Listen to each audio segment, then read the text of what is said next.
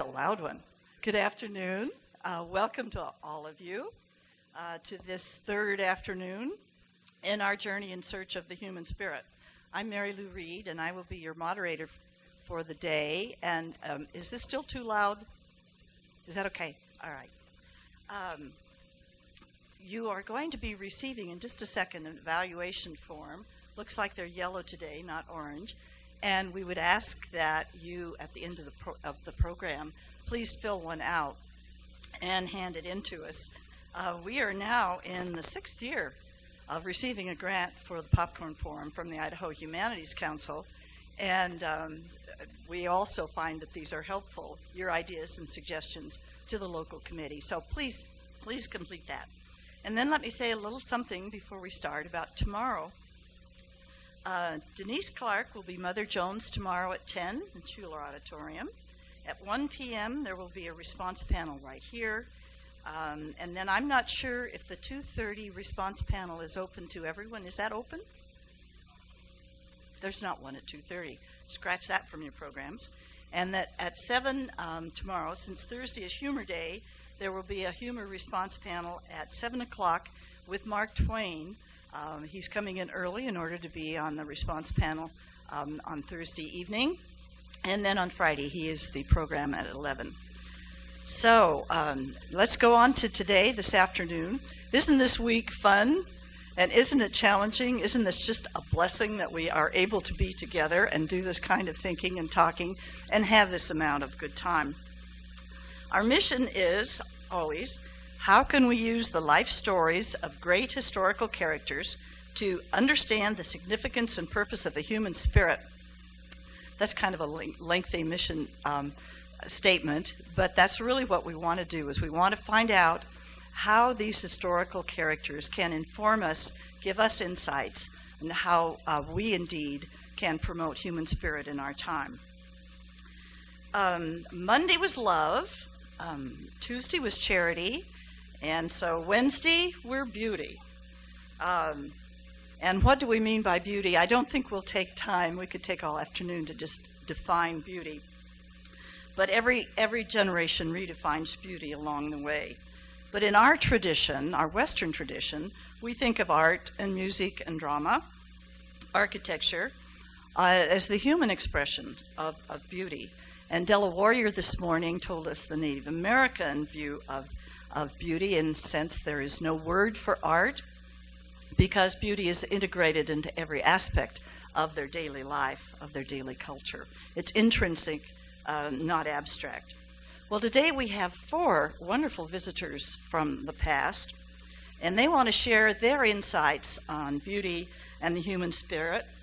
One is a musician, one is an artist. We have a general, and you might ask why the general is here on Beauty Day. We'll talk about that later. And then we have a philosopher. And there are elements of genius in each one of these individuals. Genius is what? Adding brilliance to talent, to skills, to dedication, to verve, to spirit. I would remind you of a couple of things that we've heard from Dr. Clay Jenkinson, that absolutely marvelous visionary who comes to visit us every year. He gave us some guidelines for judging greatness and readiness for greatness that I would just like to remind you of. Remember, Dr. Jenkinson distinguished intellectual courage from moral courage. He was always very critical of his favorite character, Thomas Jefferson, who he said had intellectual courage, but perhaps failed with the moral courage. And I think Dr. Jenkinson gives more credit to the Martin Luther Kings, the Rosa Parks, who showed moral courage by taking more risks and perhaps sacrificing more. But we have to use those guidelines when we're looking at examining these 4 characters. I think that the other guidelines that Dr. Jenkinson might want us to take into account for greatness, one is mastery. And he said that number 1 coefficient of greatness is mastery. He talked about serendipity and timing and grace, the happenstance, the sequence in time in which you may appear and your greatness may be called upon. And then he also, I think we would define it as self-confidence. To be great, you have to have a great deal of self-understanding and confidence in yourself. Well, today we were going to have our 4 visitors from the past talk to us. They each have 10 minutes apiece. One has asked for 11, and Alexander the Great has said that he'll take his own time. He's used to calling the shots. And then after they have each spoken and told you a little bit about themselves, we'll ask them to ask questions of each other, and then we'll have some time for questions from you, and then we'll conclude at that point by perhaps letting them come out of character. So let me introduce our first historical character, our first historical guest. Josephine Baker lived from 1906 to 1975. She's beautiful, talented, African-American, and she had a career of over 50 years of entertaining around the world. She was never sufficiently appreciated in her own country, in the United States, but they loved her in Europe, and she was the darling of France. She toured the world singing and dancing, and along the way adopted 12 children, and people referred to her children as the Rainbow Tribe. This was many years before Jesse Jackson. And her son still has a restaurant in New York City called Chez Josephine. It's run by John Claude Baker. My husband and I had the good fortune to have a meal there a couple of years ago, and John Claude came around and introduced himself to everyone, recognizing that we were all there because we admired his mother, but it was also very, very good food. Let me now, please help me welcome Josephine Baker. Welcome, Josephine.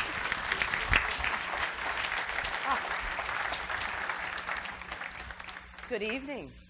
How is everyone this evening? Good. I'm glad to hear that. Now, you all have heard about my Rainbow Tribe. Most of you have heard about my famous banana dance, right? You have heard of it.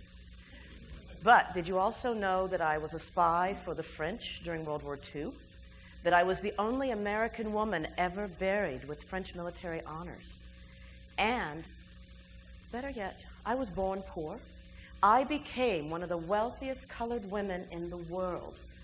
And yet I died trying to feed my 12 children. You wonder how this all came about. Well, I was born in 1906 in St. Louis, Missouri. My mother wasn't married at the time, so my grandparents were pretty upset with her. I was named after my Aunt Jo. My mother went on and got married, had 3 more kids, Richard, Willie Mae, and Margaret. As the oldest, I was expected to take care of them and get money into the house to feed them. I would take my sister Willie Mae through the white man's garbage to go and find food. Then I would have to go and be a maid. I got tired of it. One lady even stuck my hands into a pot of boiling water because I put too much soap in the dishwater. Go and figure that. I had to go to the hospital. I refused to be a maid anymore. So I became a waitress. I went to the old chauffeurs club. My mother got mad at me because I started showing interest in men the same way she had. Go figure. So she married me off at 13. I was divorced before I turned 14. Then I started performing on the streets of St. Louis. I love dancing. I love the crowd. I love the looks on your faces, just all the love that is out there. So I kept doing it. I traveled with the Jones family, ended up in Philadelphia, where I met Willie Baker. And so at the age of 15, I got married again. But he wanted me to settle down, which I was not planning on doing because I had just seen Shuffle Along. That was the first black Broadway play, and I was going to be a part of that. So I got some money together, and I went to New York City, and I slept on park benches, and I went, and I finally found them, and I begged them to give me a part. And they said, "You're too young, you're too dark, and you're too skinny." So I became a dressmaker for them. I sewed buttons on, I made sure that everybody's costumes were ready, and then my big break came. One of the chorus girls was sick. I knew all the dance steps, I knew all the words. So there I was, and I performed with Shuffle Along for the next couple of years, and then Chocolate Dandies came out. Finally, a lady by the name of Carolyn Dudley was going to put together a dance troupe to go to Paris. They were going to do Les Revues Negres. Paris. I'm like, why would I want to go to Paris? And they're like, well, blacks. What's that strange noise? Okay. You know, I am the star of this show, please. Get rid of those noises. Blacks didn't have any restrictions in Paris from what they told me. So I went over on an ocean liner. It was segregated just like everything else. But when I got to Paris, we were dancing in the streets. I actually got to go into the same restaurants as white people. I got to sit down and eat with them. It was just amazing. And the waiters and waitresses were happy to serve us. Even this strange stuff called caviar. I guess the French will eat anything. But, well, I had fun. Le Revue Negre was a hit. Then I became part of the Folies Bergère. And they asked me to take my clothes off. And I was like, well, I don't know if I want to do that or not. But I went ahead, and I did it. And they loved it. All I had to do was show my legs, shake my butt, and they paid money. I packed the house for years. About this time, Count Pepito Abatino showed up in my life. My friend Bricktop always referred to him as the no-account count. She said, the man can't even afford a beer. He's not a count. But he cared about me. He really loved me. And he became my manager. And he told me something very important. He said, Josephine, Paris is like a man. They love a woman as long as she's changing. And you need to change. Your banana net dance is not going to make you money for the rest of your life. So we're going to take you on a worldwide tour. So there we were, packing up. My first stop was in Austria. They had me labeled as the devil incarnate for being immoral. I'm like, I'm not immoral, I'm just natural. So I put on a high neck dress and I came out singing a lullaby. And they loved it. Then I did my regular show. So went through that, went through the same problems in Budapest. And then I went over to South America and Argentina and ran into similar problems. The Catholics hated me for being immoral. I just went ahead and did my show. These people just don't understand. I got back to Paris and reopened another show. I was making money, having just such a good time. And Pepito was doing his usual jealous streaks. Then he decided that I needed to go to America. I wasn't sure if I really wanted to do that, but he said, the Ziegfeld Follies wants you. So we went to New York City to do the Ziegfeld Follies. And can you believe it? Here I am, one of the starring attractions, and because I was black, I had to enter through the servants' entrance. I could not be seen in the lobby. That infuriated me. And then I had to play second fiddle to someone by the name of Fanny Bryce and some guy by the name of Bob Hope. And then my reviews were horrible. They hated me. America is just as bad as it was when I left. I will never forget the race riots of 1917 when I was a child. The horrors that went on. And it was still going on in America. I wanted to go home.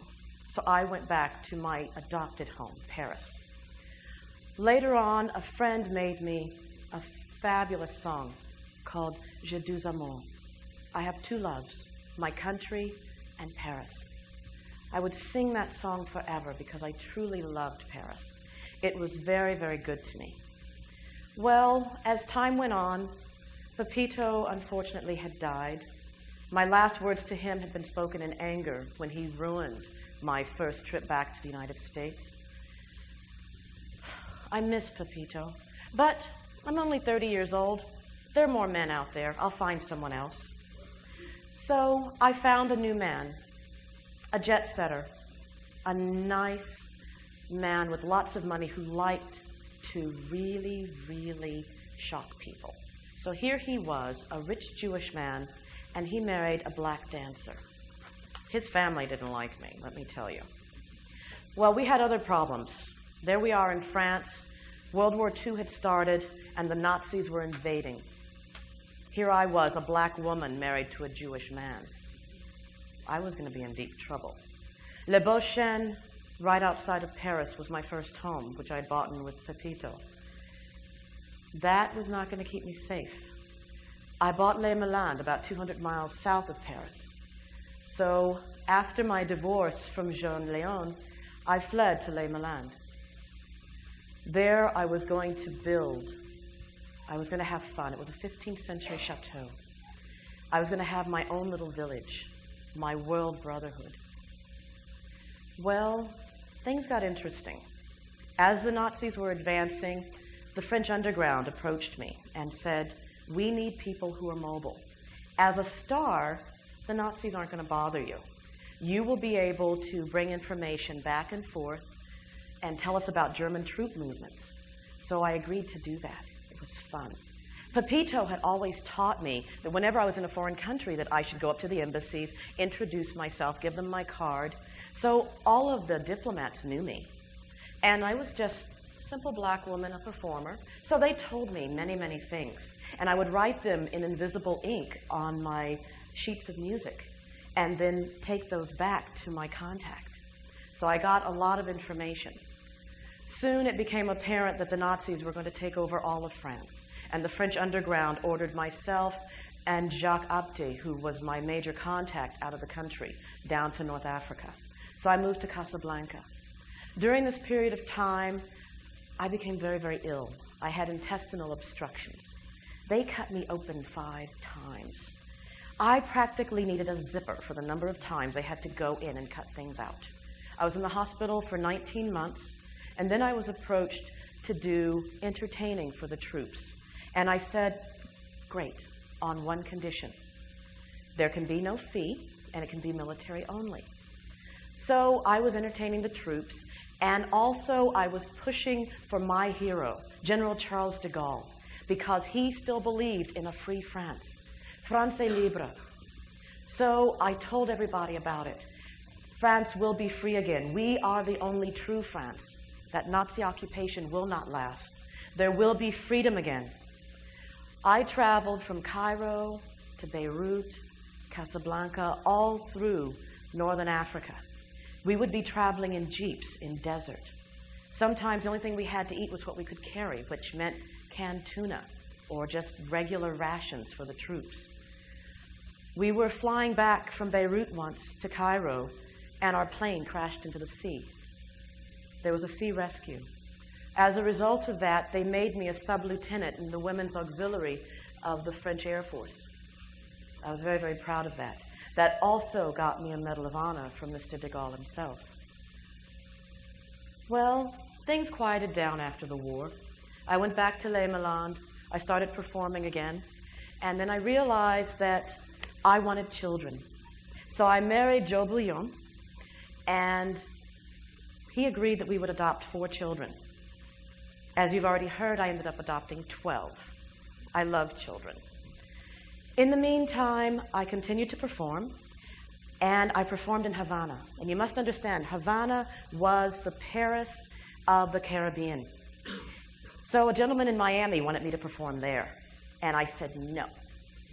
Until you integrate the Miami nightclubs, I will not perform there. He said, okay, after I just stood there and say, for $10,000 a week, I won't do it until you integrate. So they integrated the Miami nightclubs. They integrated the Las Vegas nightclubs because of me. And so I continued to use my power to make all of the world free, to make people very aware of what a woman with power can do. Thank you.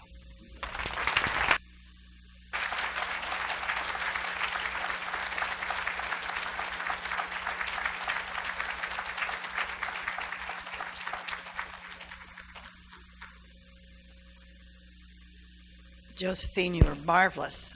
We have a moment here that you'll just have to pause while we seem to have one mic. And each of them are going to use the portable mic today because it gives them the freedom to do the dancing and also the posing for this art class we have in the front row, NIC art class, which is doing cartoons and drawings and generally likenesses, first of Miss Baker and then of our next guest, who is just about, I think, mic'd up. Not quite.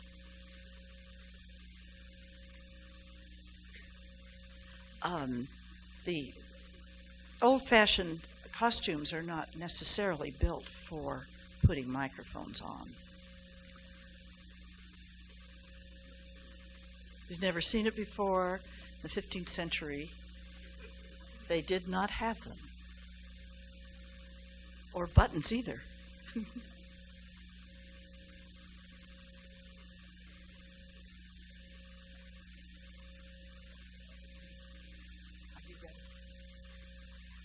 All right.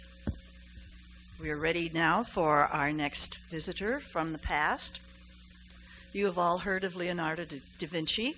For a long time, he was the only Leonardo that any of us had heard of until the Titanic came along. Leonardo da Vinci lived from 1452 to 1519. He was a painter, as you all know, of immense talent. The Mona Lisa, The Last Supper, those are two of the most famous of his paintings that have remained. Bernard Berenson, the art critic, said, I quote, "Nothing he touched but turned into a thing of incredible beauty." But he was a very lonely genius with many, many talents, and he tried everything, and he had this vast curiosity.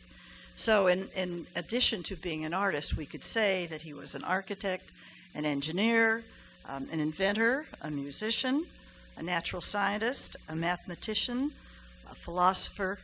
Obviously, he was a man of great genius. And again, he did have this great curiosity. Please welcome, from the past, Leonardo da Vinci.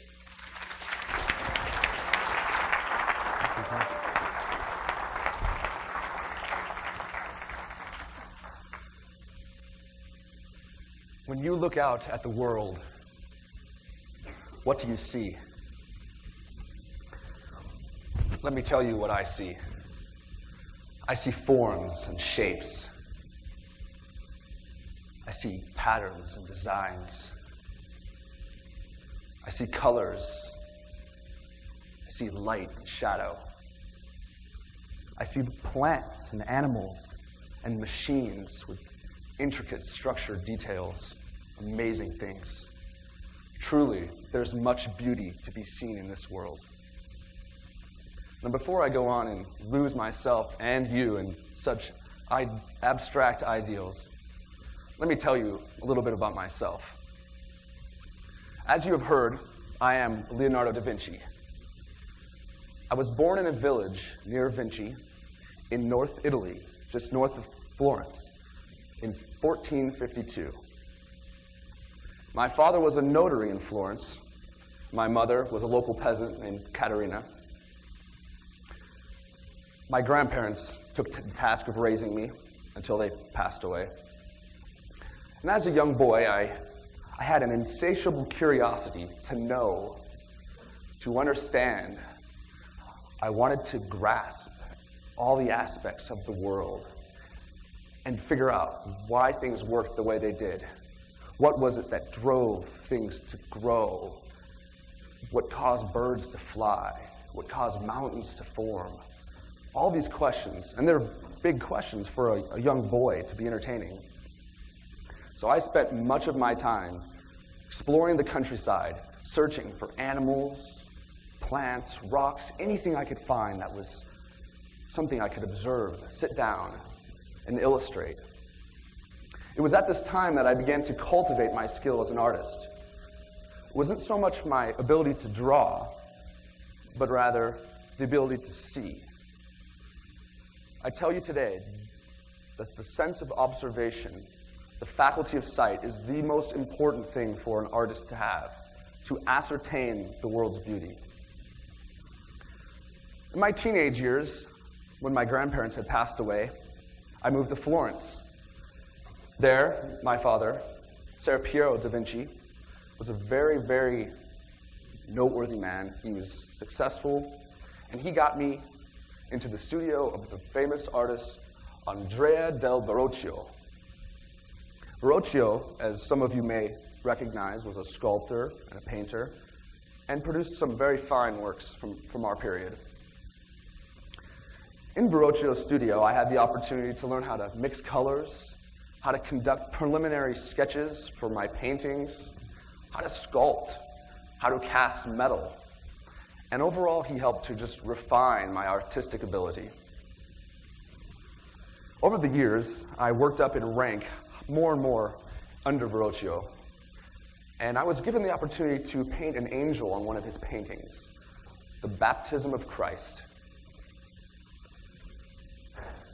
It's been said that this angel, the one that I did, was not even 20 years of age, made Verrocchio's figures pale in comparison.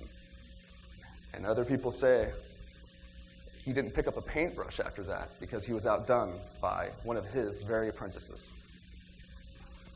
I'll leave that for you to decide. I got an opportunity to do some of my own works, and that was a fascinating experience to be able to apply what I'd learned throughout my life about botany and how to illustrate landscapes and place them within a painting, such as the Annunciation, which contains Mary and the angel declaring the coming of the Christ. Another work I worked on, the Adoration of the Magi. I never finished it, regrettably, but I did get to use what is known as projective geometry. Early Renaissance paintings were very flat and very static, but projective geometry was the ability to pull a painting to a vanishing point so that one could see into the painting, into that world, and not just stare at a flat surface. So it was fascinating to be able to implement these techniques.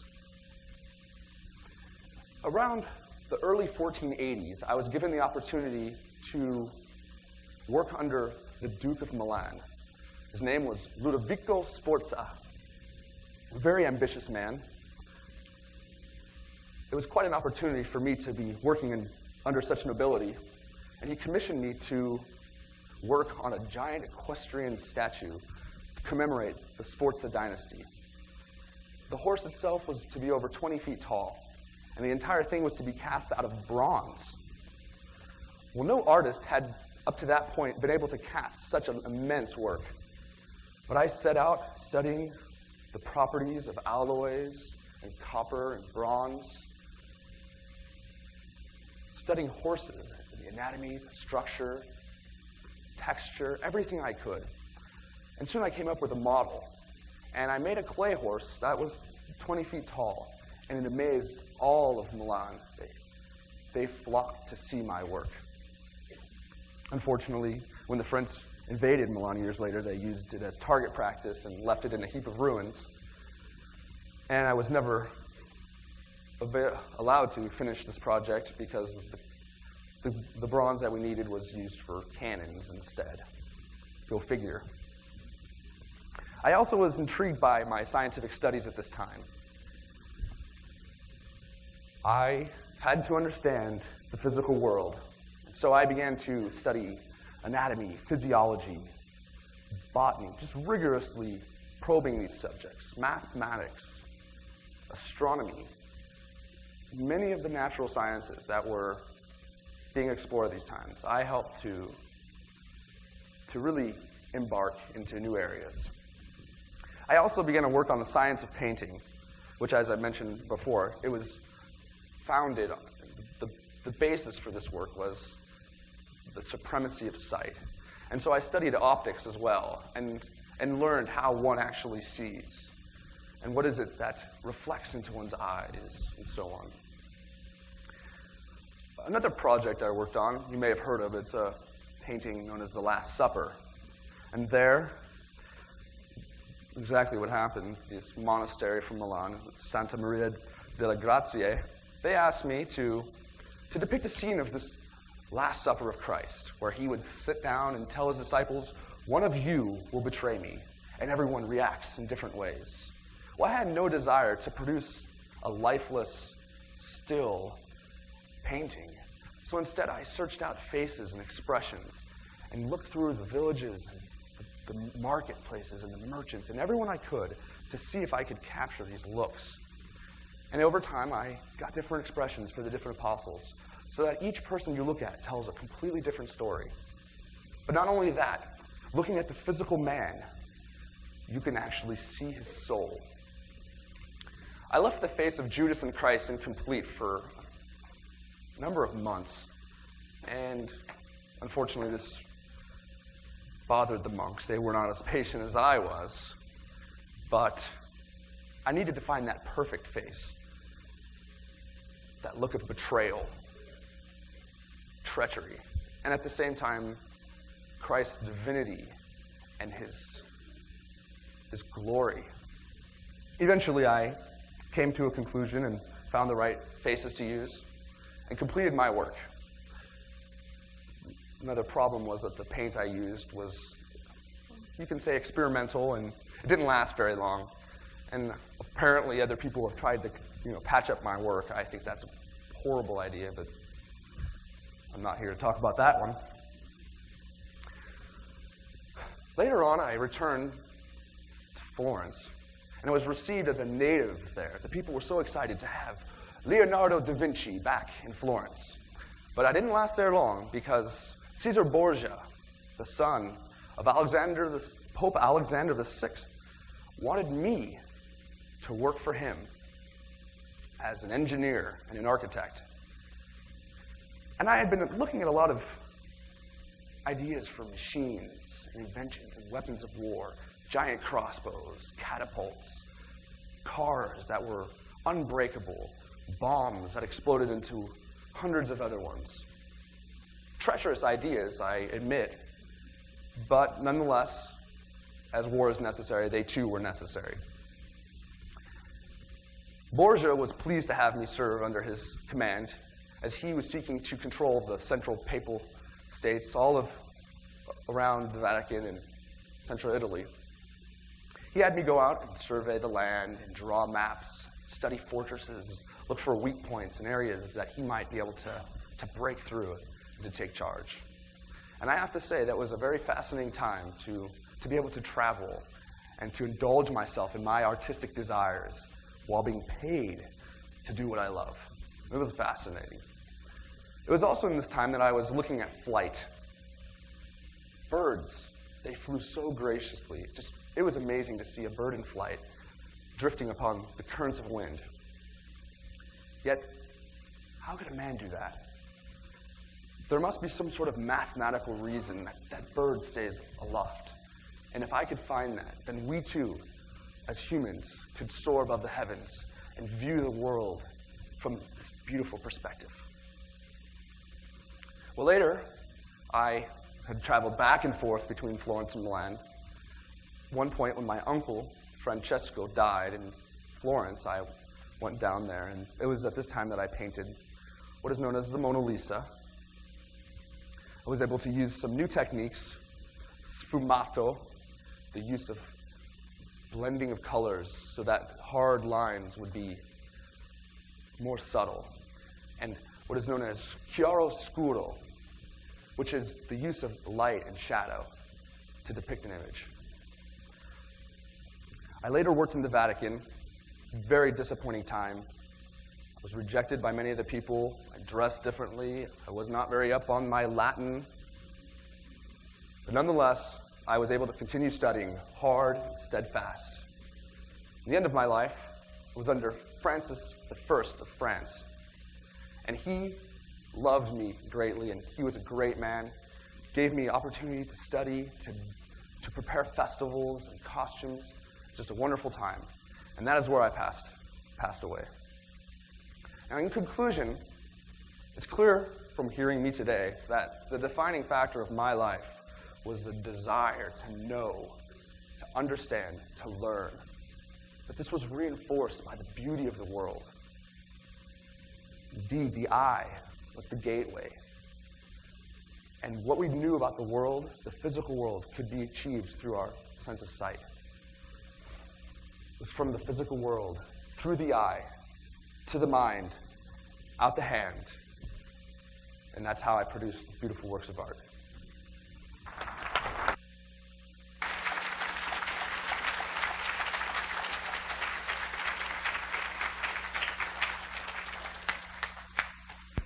Leonardo, we are indeed privileged to have you with us today. And now if you will take off that strange device, and we will attempt to put it on our next guest, and I'm not sure where.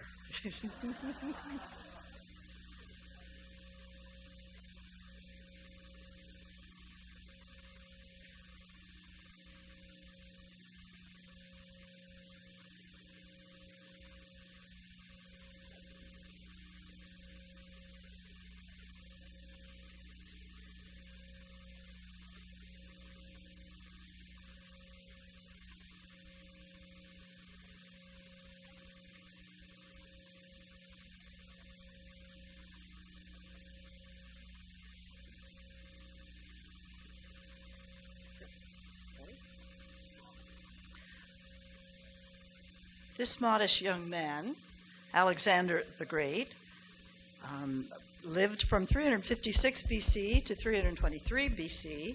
He was brought up by his father, King Philip of Macedon, to be another ruler. He was carefully and very rigorously educated, and his tutor was none other than the great philosopher Aristotle. He went on to become a legendary general, and as we asked before, how did a general get here on Beauty Day? Well, there are a couple of answers. One could be because Tony Stewart doesn't have a day for war, and another could be that Alexander the Great carried the Greek culture to every corner of the known Mediterranean world. And so he certainly took with him some ideas of art and beauty. And to this day, if you were to visit Turkey, which he will call Persia, what is today Turkey, you can follow the path of Alexander, and there are still ruins and temples standing now that are reminders of what the Greeks carried. He didn't carry it alone. He had a lot of foot soldiers who actually walked through this entire route, eventually all the way to India. So, but we are indeed honored to have his presence with us, and please help me welcome Alexander the Great.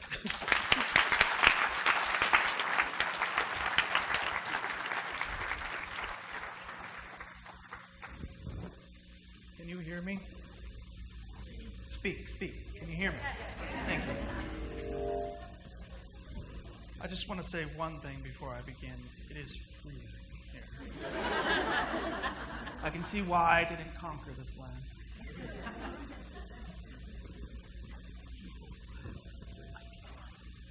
Be careful.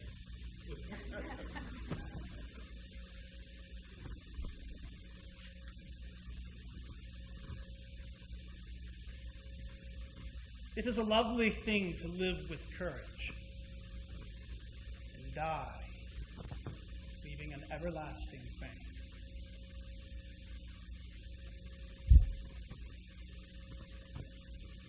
I am Alexander III of Macedon. I was born in 356 BC in Hellas, Macedon, which is the capital. And this was north of Hellas, also known as Greece. My father was Philip II, as you already know, and my mother was Olympias. My father, when I was born, was in the process of conquering the southern states, as we call Greece, or as you call Greece to this day. I never liked my father. I hated him. And I might ask myself, how did I not become a stark, raving lunatic? My childhood was not peachy. It was not squeaky clean. My parents hated each other. When I was 11 years old, my mother told me that Philip, who I thought was my father, she said, "Alex, The man is not your father. He is a parasite. When your mother tells you something, at the age of 11, you believe her. And that very day, I walked to Philip and I slapped him across the face. He was drunk anyways. He was a drunkard. He was a genius in military strategy. But my mother taught me culture. To have a passion for beauty. To love the arts. At the age of 13, and as some of you here, I was learning the sciences, geography, botany, medicine. Most of you to this day are around 22 years old, 20, 18. At the age of 13, I had all of that. By my peer, my tutor, and my friend, Aristotle.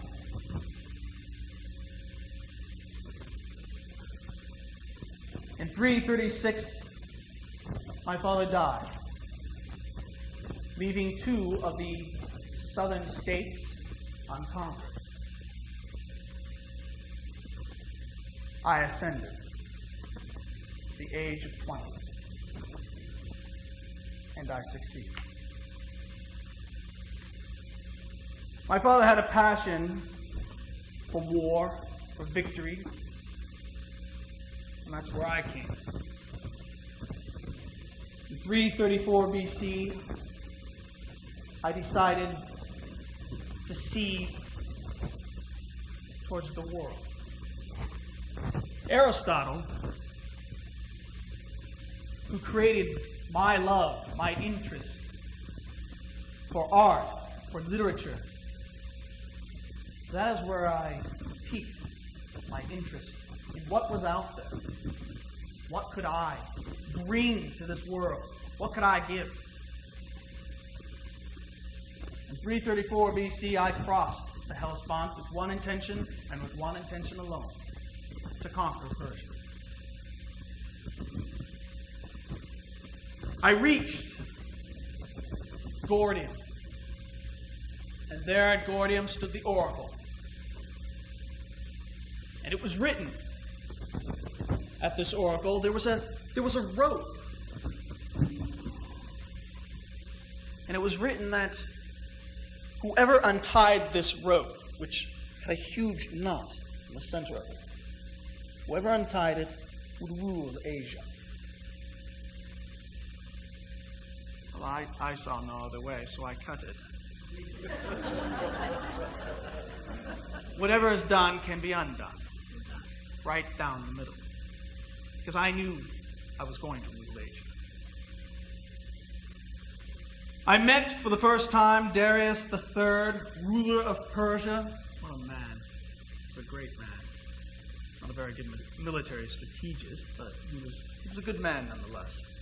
I met him for the first time at the Battle of Issus in 333 BC. At 23 years old, and him at 65, I rode up on my horse, Bucephalus, a beautiful horse. And I led my cavalry of 5,000, and my foot soldiers of 30,000, and his army was 5 times greater than that. Just think how large his army was. I stood out in front, and I looked at that army, and I charged. I didn't sit back, I didn't stand back and watch, I led my men. And Darius fled. I then went south to Phoenicia to cut off the Persian fleet from reaching any of its harbors. And there I met the island of Tyre. There was no access to this island except for by boat, which was plain suicide. So I didn't dwell on the problem. I built a bridge I built the bridge, starting from the land, building it with boats on either side, step by step until I reached the island of Tyr, and I tore down those stone walls. And I conquered the island. And I cut the fleet off.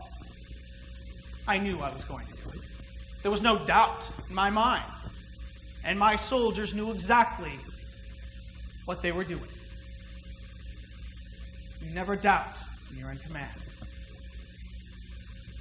I met for the last time Darius at Gargamella, about, I'd say, a couple 100 miles inland. And there, I was given the keys to Persia. A decisive victory over Darius, and he fled. And 1 year later, he was killed by his own men. How disgusting. Well, those men are no longer with us. They were tried and killed for betrayal of their own king. He was a good man and a good leader. You're probably thinking to yourself, he is an arrogant son of a bitch. But when you want to rule the world, when you want to conquer it, you better be an arrogant son of a bitch. And then, once I had those keys, I knew exactly what to do. From Greece, from the Hellas, I brought with me historians, scientists, botanists, medical practitioners, and we designed the geography of the world for centuries to come. People will use that in the future for centuries. You're probably wondering, is there a soft side to Alex? Was he a normal person? Yes, I am. I had a soft side. I married a beautiful woman. Her name was Roxanne. She was not my love interest. She was the bearer of my children. My love interest was a gift from Darius. His name was Bigoas, a Persian boy. Not a plaything, but someone I could speak with on a level to communicate with my feelings. When you're a king, there's not much else you can do. People don't look at you as a person, but he did. And I think I will start to conclude. Why am I here today? I incorporated two cultures. Not one, two. I brought the Hellenistic culture, Greek culture of art, of beauty, of literature, and incorporated it with Persian culture, with art, and their beauty, and their ideas for love.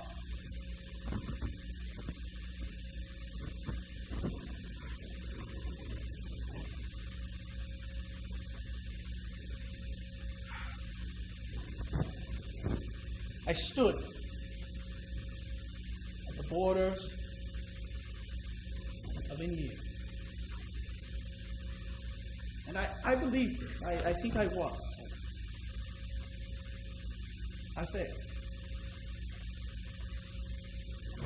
I knelt down, and with the sword in one hand, I conquered a world. But I left a legacy. A legacy of beauty, of culture, of art.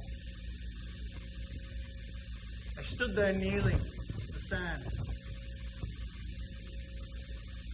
I was staring up at the stars and the moon, and I thought to myself, how disappointing that you could not conquer it all. I died in 323 BC in Babylon. Of a fever. Thank you.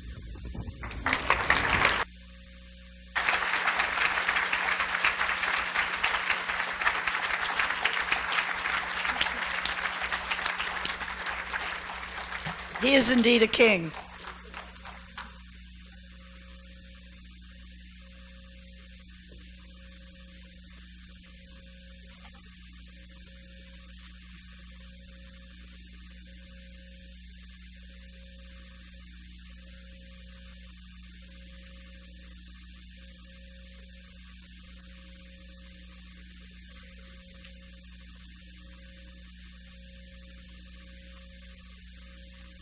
Thank you very, very much, Alexander. It was indeed an admirable life. The next visitor from the past, Francis Schaeffer, is someone that I frankly have to admit I do not know a great deal about. He lived from 1912 to 1984 and wrote 23 books. He was a leader in the revival of the evangelical movement in the mid-1900s, and art and music were very important to him, and he is going to tell us why. Please welcome Francis Schaeffer, philosopher.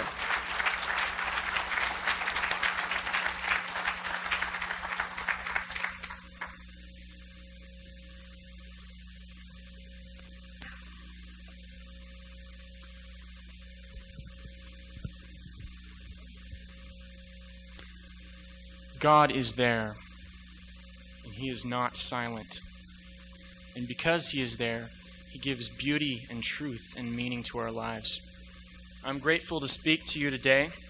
I feel some familiarity with all of you, especially those of you who are students, because I spent 25 years of my life doing little but talking with and listening to college students about philosophy and art and culture and the Bible. And I used to be a pastor in America, but in 1948 I moved to the Swiss Alps, where we opened our home to anyone who wanted to be listened to and who wanted answers. And people came from every religious group of the world. There were Hindus and atheists and agnostics and Zoroastrians and from every race as well. And I especially felt a burden for the youth, the American youth of the 60s who came, drugs and all. And to tell you why, I have to take you back to my childhood. I was born in 1912 in Pennsylvania to a non-religious family. And my father was never concerned about intellectual pursuits or art or beauty, so I learned only about money and working hard and being successful until at 17 years old I stumbled across a book, an introduction to Greek philosophy, where I discovered the great questions of life. And so being non-religious, I looked for answers in secularism and humanism, and I went back to the Renaissance, to Da Vinci's time, and I studied humanism and its progress to the present day. And by humanism, I mean the system whereby men and women, beginning absolutely by themselves without God, believe that they can rationally build out from themselves, having only man as their integration point to find all beauty and knowledge and truth and meaning in life. And I found that philosophers down through the ages had drawn circles saying, this is where truth and beauty is. This is where meaning can be found. And then another philosopher would come along and say, no, it's wrong. This is where beauty and meaning can be found, and where a unity can be found in the whole of diversity, where we can find meaning in the particular objects in life. But then I came to the existentialist philosophers, Karl Jaspers, Soren Kierkegaard, and Martin Heidegger, and Jean-Paul Sartre. And I found that these philosophers just gave up. They decided they weren't going to find a reasonable basis for some very important aspects of the human spirit, such as love,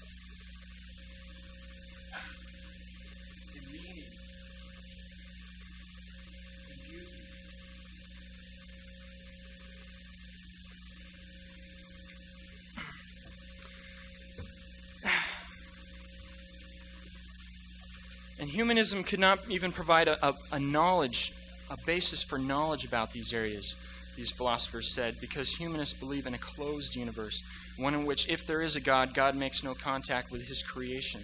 And so one cannot say in this universe that this is love, or that this is moral, or that this is meaningful, because the universe is a machine, and it gives no validity to one man's opinion above another.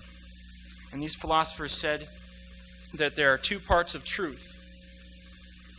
There is faith, non-reason, which is optimistic, and that these aspects are made up in faith. It's how we know about those aspects. They said it's only through faith. And there's the rational below that, which is pessimistic. And so they said, in other words, if you want to have meaning and purpose and beauty, if you want to understand the validity of love, do not use reason, because you will never arrive at it through reason. You have to take a leap of faith. And so with this change in the way we understand truth, modern man was born. And once philosophers had a fragmented view of truth, the painters painted that way. And I studied the works of post-impressionist painters such as Van Gogh and Paul Gauguin and Cézanne and Picasso. And while I admired these men as men, and I deeply admired their work and thought that much of it was very beautiful, I felt their pain and I felt their loss of meaning. But then I read the Bible, and I didn't read it because I thought it was true. I read it out of an intellectual honesty. And I read it expecting that what was given was a straightforward statement of what was meant. I could have read it as just another religious trip, not very much different from a drug trip. And as I read it, I realized it answered the questions that already at that time I realized humanistic philosophy couldn't answer.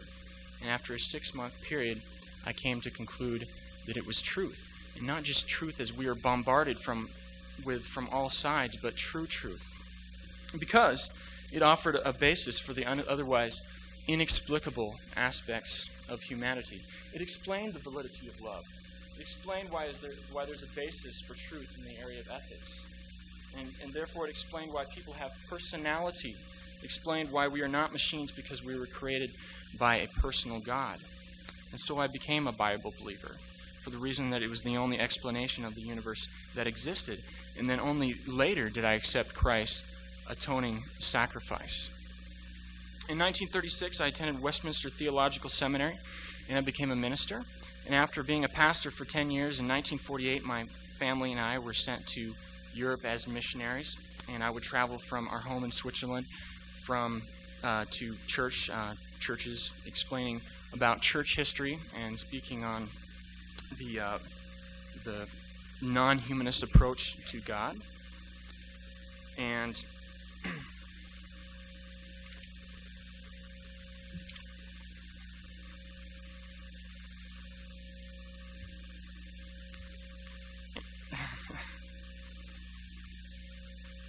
you see, many of the pastors at that time believed in an impersonal universe. Like the humanists, they did not believe in the God of the Bible. I'm reminded of one of these leaders, Paul Tillich, and one of my students overheard a lecture of his, and he said that he heard someone ask Tillich, "Sir, do you pray?" And he said, "No, but I meditate." And so here's an example of what I'm talking about. Being in the realm of non-reason, he was left with only the Word God upon whom he could meditate, but not with the personal God of the Bible with whom one could communicate. And however, at this time, I began to be very depressed. Though the teaching of the theologians such as Tillich I thought was dead, I harbored growing doubts about whether or not I was right. I could no longer avoid the fact that my denomination of evangelicals displayed little Christian love and that my own spiritual life had become dry and joyless. And Edith and I also saw that so much Christianity was spread by advertising and that there was very little evidence of the work of the Holy Spirit. And so I struggled through a lengthy spiritual crisis, questioning my beliefs. My wife Edith was frightened and prayed a lot and tried to keep from intervening while I went all the way back to my former agnosticism. Do you see the importance that I placed on truth in my life? In the end, I found that, one, a new assurance that the biblical truth that I had found in the Bible was true truth, a new conviction that biblical truth should travel hand in hand with demonstrative love. I I said that the local church or Christian group should be right, but it should also be beautiful in the way it reaches out to people. And thirdly, after my crisis, we desired as a family to demonstrate and prove to others the existence of a personal God who was there and who was not silent. And so in order to do this, first we cut ourselves off from the monetary support of the missions board. And second, we prayed for God's guidance alone in our ministry. Rather than strategizing of how to do God's will, we just said, God, lead us day by day. And third, we didn't advertise our services as evangelists. We prayed that God would send people to us. And so by 1955, we knew that we wanted to open our home to anyone who wanted to seek spiritual guidance. And we had this wonderful little chalet where people could ski as well. But then we received a government notice that we were to be put out of Switzerland because we had a religious influence on our village. And what were we to do? We thought God was giving us guidance to stay, but then this. So we got down on our knees as a family and asked God to show us his power in this situation. And I told just one friend about the problem, and he, reading French better than me, so we said we had just 36 hours left of a 10-day appeal period. And so we got in our appeal on time, and we went to see the American Embassy to ask for more help. They were very unsympathetic, said that there was nothing they could do. But they did tell us to go see the consul in Bern. And so when we arrived by train, we saw an assistant who said, I'm sorry, there's nothing we can do. Switzerland has no obligations to the United States about you staying in our country. But then we were allowed to see the consul for 10 minutes. And it turned out that he was a high school friend of mine from America years before. And so all of a sudden, the embassy was much more sympathetic. And they gave us a sheaf of green forms to fill out. And on these forms, we had to write the exact name of a certain house that we had made arrangements to stay in that was not our current house at that time. It had to be in a different canton. And so we searched desperately for several days. Only had a few days to search for this house. And it'd come down to the last 6 hours, and I'd given up. And I was starting to pack our things back at our chalet. But my wife, Edith, decided she would go out for 6 more hours and look for this house. And so she looked for 5.5 more hours, and with half an hour left, she gave up. She said, God, if it's your will that we stay in Switzerland, give us a house.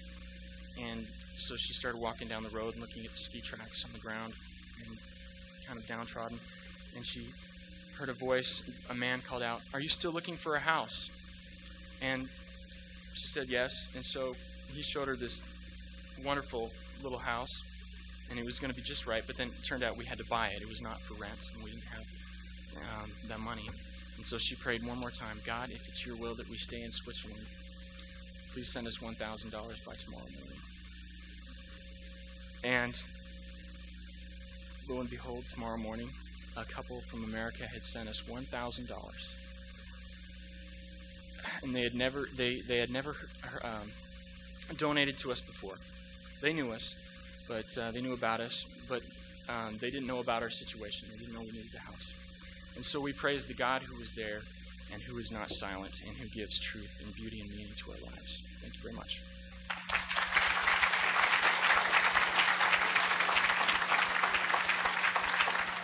Thank you, Francis.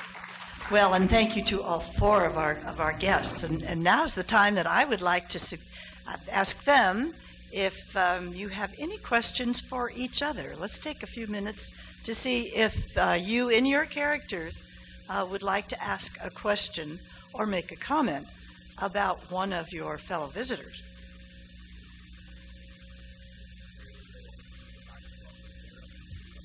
Thank you, Mr. Stewart. Yes, we have microphones available, and they are on.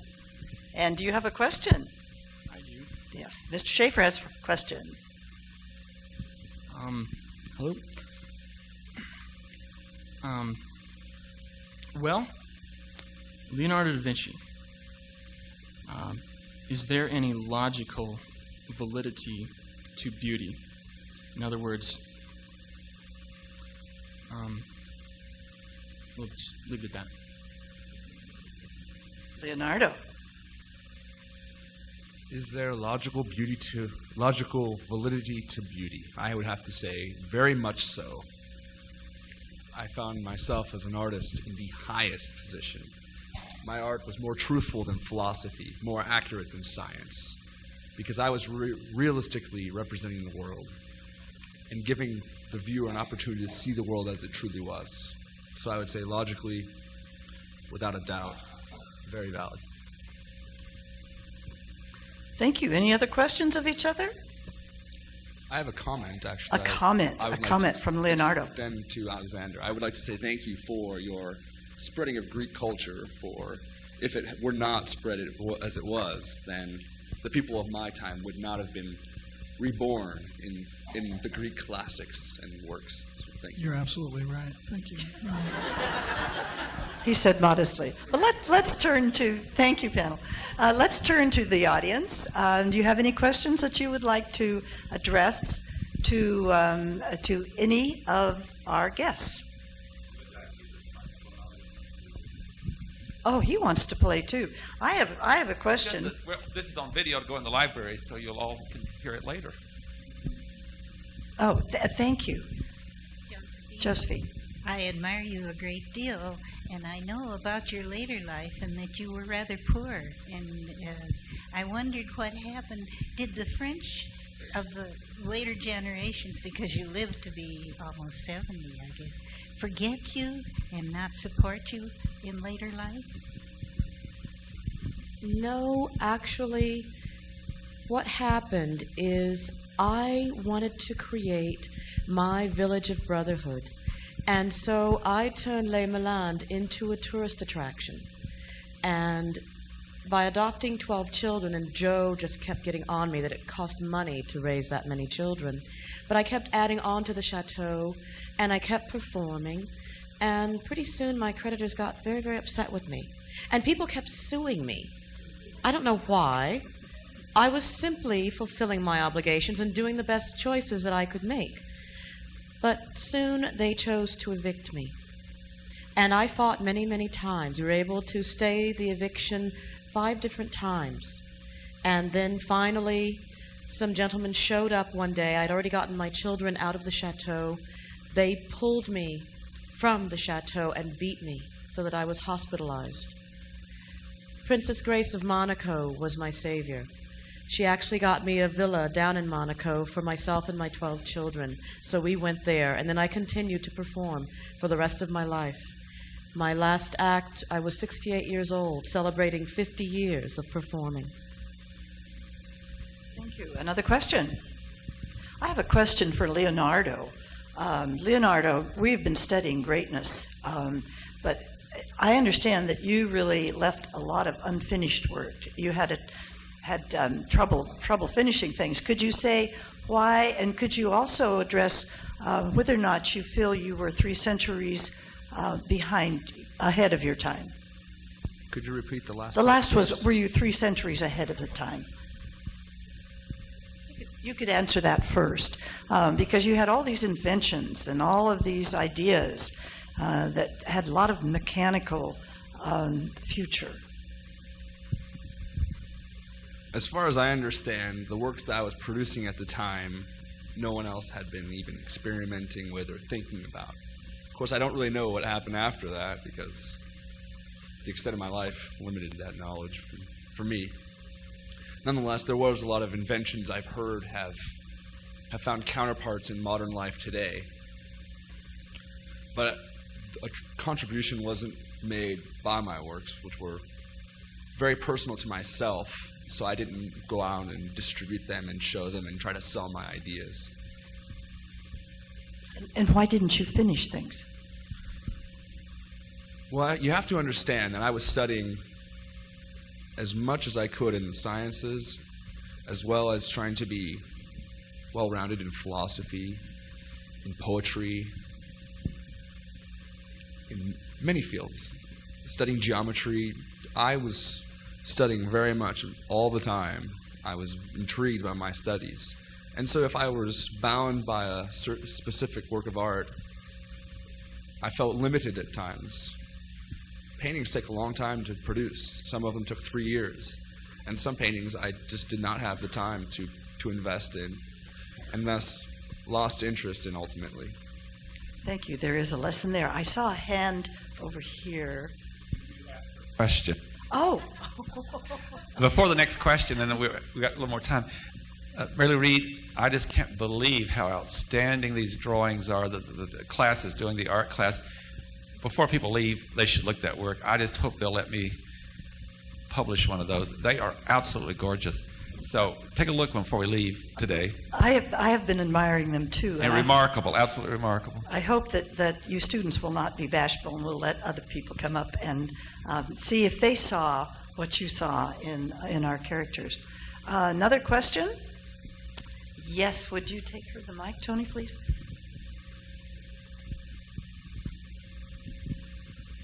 I have a question for Alexander the Great.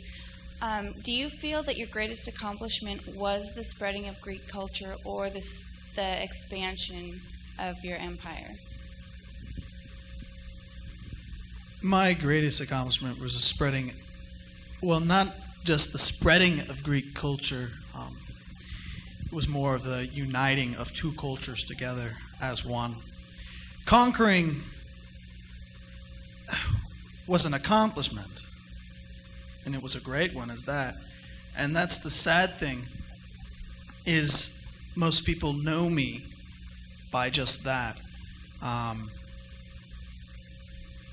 believe that my legacy for two cultures together is my greatest accomplishment. May I ask a question while one of you is going to raise your hand? So raise your hand while I'm asking this question. I'd like to ask Alexander, which one of these three guests that you're here with would you do you feel you have the most in common with? Who would you like to have dinner with? I would really like to have dinner with Francis. Isn't that interesting? Aha. All right, let me see a hand. More reasons Francis, than one. Oh, never mind. Did I see a hand yet? I have a question for the entire panel. Oh, yes. I was wondering if you guys would say that your greatness was more an act of divine inspiration or hard work. Good question.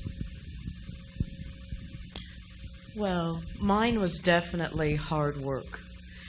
I remember when Pepito would actually lock me in my room to make me practice. I had to perform constantly for people.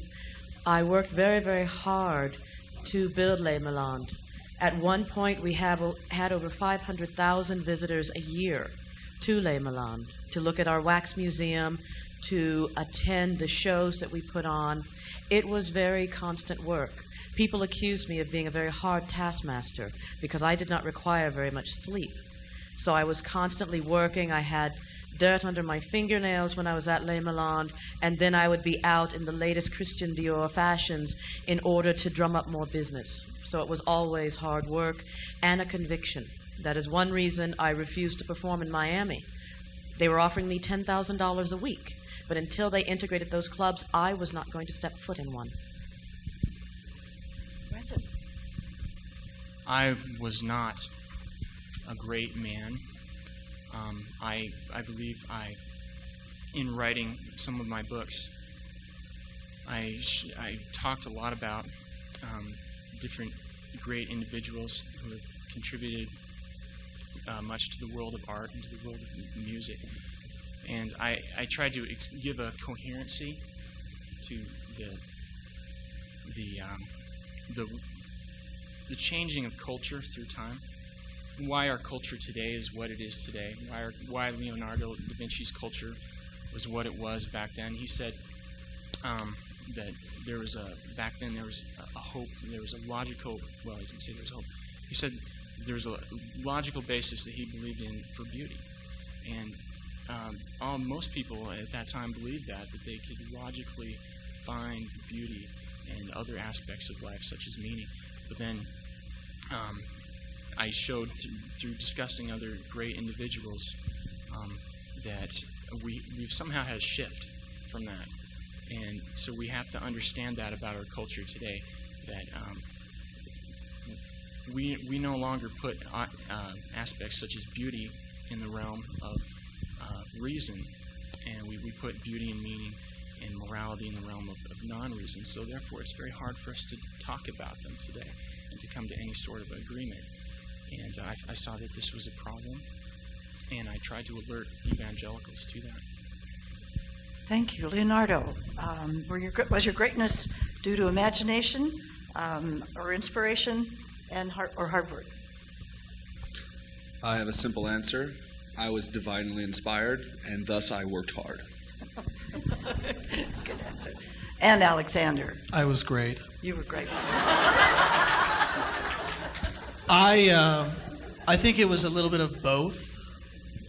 I must make this clear to everyone who has read things about me. I did not believe in many gods. I believed there was one God and many deists. But there was one God, and he was the unnamed one. And I believe through his help that I conquered what I did, that I accomplished what I had done. But it was also through hard work and, one word, passion. If you don't have passion for what you want, you'll never get it. And that there's always going to be steps to climb before you get to that.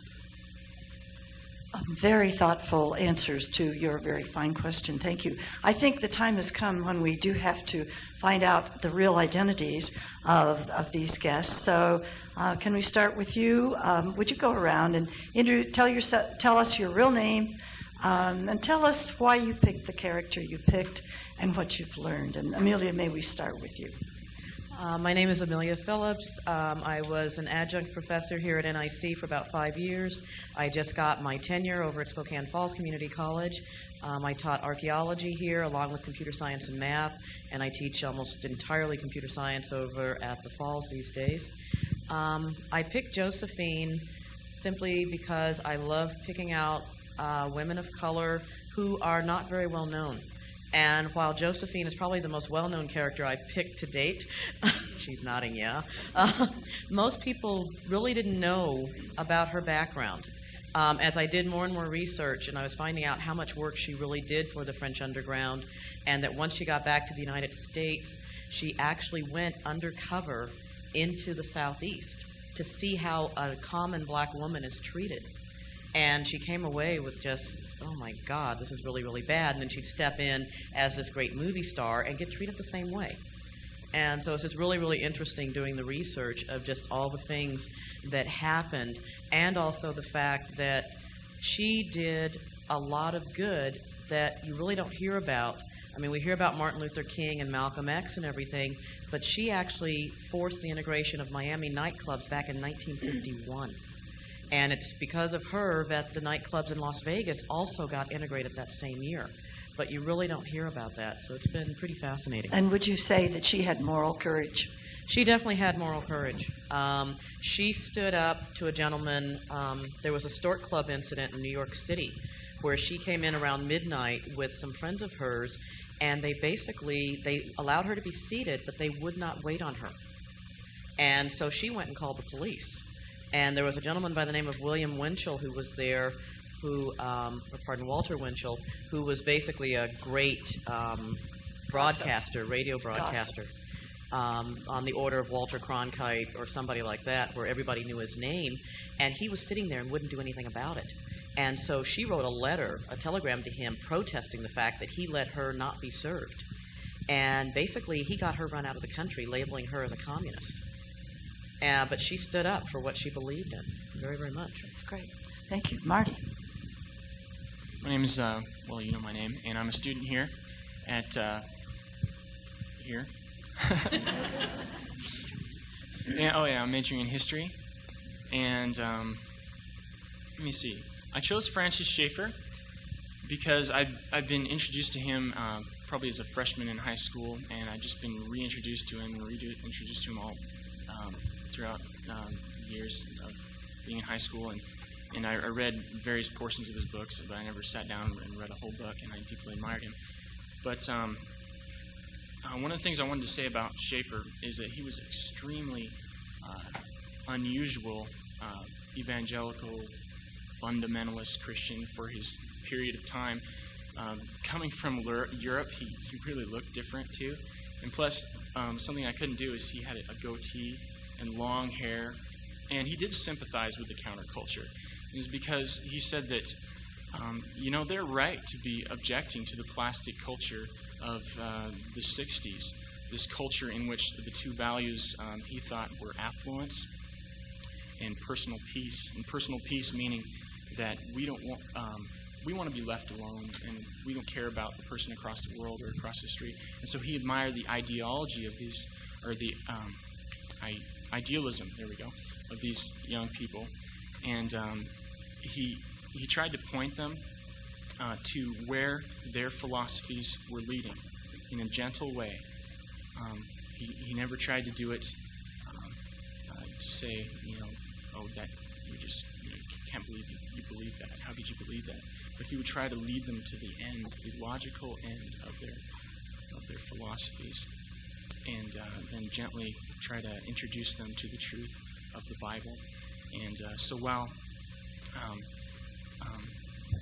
people at various Christian evangelical schools were objecting to showing of Bambi, the film, he was talking about the films of Antonioni and Bergman, and to try to talk about the humanist, what the end result of the humanist culture and what it all meant. Thank you. Chris. Hello, my name is Chris Porter, and I am a mathematics major here for some odd reason. I haven't figured that out yet, but Leonardo da Vinci is a very fascinating person, and looking back in kind of Western civilization, I think he was one of the more recent of a person to recognize the unity of knowledge. And we've had a lot of people, especially in this last century, we've really had a movement to kind of compartmentalize knowledge. And we've got our mathematicians and your philosophers and your artists, and they never talk to each other. They don't know each other. These are different people. They're studying different things. Da Vinci was completely opposite. He recognized that in each field there was significance that had much implications in these other fields, and thus when he was learning, he was seeking to find this unity of knowledge, much like Aristotle did, where he was trying to classify knowledge in general. And I've always been interested in school. I like school. I like to be a professional student when I grow up, but that probably won't happen. But anyhow, I figured that studying someone like Da Vinci can help me on that chase, so I thought I would take to the task. And I feel I've got a lot more reading and studying to do. And Alexander, how on earth did you pick your character? Because he was great. I'm Colin Angeli, and I guess my major is theater and political science. I'm co-majoring. Tony made me do this. So. And I am shivering. I'm freezing. But, oh, thank you. You're a wonder. But I think when I was in 6th grade, I first read about Alexander, and I wanted to know why he was great. And there was always the great behind it. But and I read about his military conquerings, but I think the main reason why I wanted to do it was he was a lover of the human body. He realized what the human body was. Through the teachings of Aristotle, he was one of the warmest characters I've ever read about. And he cared so much for people, for human beings in general. Now, back then, there was always this split line. Women were different, men were different, and I think that's why he was a he was a homosexual, but back then there weren't terms for that. It was in their culture. He believed that for a man to understand someone, you had to be the same sex. And why not? That was the only way you could truly love someone, was if you truly understood who they were.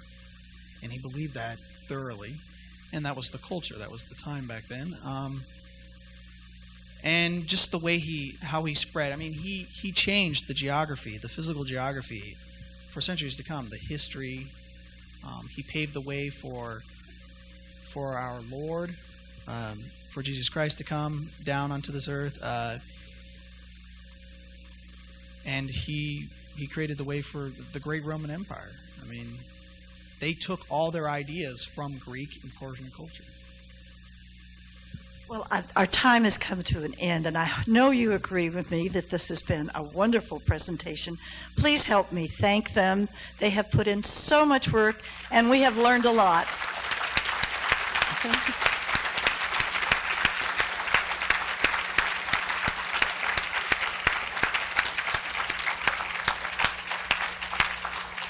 So thank you. You've been a great audience, and don't forget these art